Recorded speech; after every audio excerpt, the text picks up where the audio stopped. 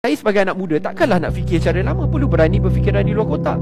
Saya buat larian muar ke parlimen. Itu kita dapat fundraise dekat RM200,000. Saya buat botak challenge sebelum ni RM400,000. Saya jual kurta saya sendiri pada tahun 2021. Pergi ke Shopee, tak pernah dah ahli politik, pergi ke Shopee buat hard sell selama 2 jam. Dapat fundraise lagi 30 ke RM40,000. Saya dengan mak saya masak lasagna, jual lasagna, buat untuk muar lagi. Baru ni tempoh 6 bulan lepas, Dr. Cardin, Kitsui, Prima Valley, saya rasa dah lebih 10, dah dekat 15 brand saya cuba angkat. Dan setiap sen dana saya terima dalam bulan ni RM2 juta. Berbagai kontrak saya tanda tangan.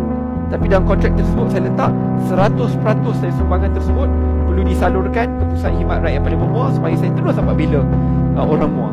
Ya, memang ada kesusahan, ada keperitan, tetapi saya tidak boleh hanya berdiam diri. Saya perlu berani berfikiran di luar kotak. Dan saya faham pandangan saudara, tapi ahli parlimen tetap perlu bersuara di parlimen. I want to show I can do both, and I will be the best at doing both. Di Parlimen Muar berjaya sumbangkan lebih 2,500 laptop dan tablet yang berkualiti, lebih 30,000 food bag.